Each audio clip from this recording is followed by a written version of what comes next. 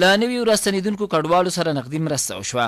یا د کورنۍ چې په دې وروستیو کې لغمان ولایت ته راستنې شوي او اوس مهال د لغمان مرکز مهتالام شاوخوا سیمو کې استوګن دي او شمېر یې 259 کورنیو ته رسیږي.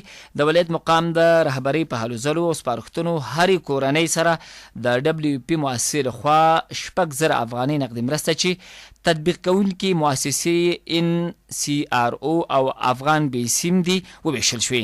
په همدې موخه په جوړو شوي مراسمو کې د ولایت مقام په استازیتوب د دفتر رئیس الحاج استاد تورګل عرفان، د کډوالو او بیرته راستنېدونکو چارو رئیس انجینر محمد کاظم حقپال او د یادې مؤسسې استازي ګډون درلود. پیل کې د ولایت مقام استازي ښاغلي عرفان یادو نویو کورنیو ته خپل هیواد ته د ښه راغلاست ترڅنګ د لغمان والي عبدالجبار نعیمي نیکې هیلې او سلامونه هم وړاندې کړل.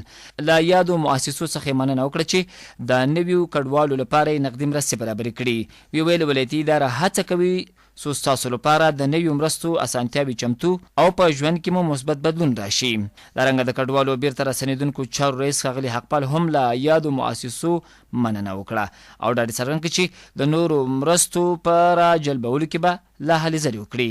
په پای کې د یادو مشرانو لخوا هرې کورنۍ ته 6,000 افغانۍ وویشل شوې.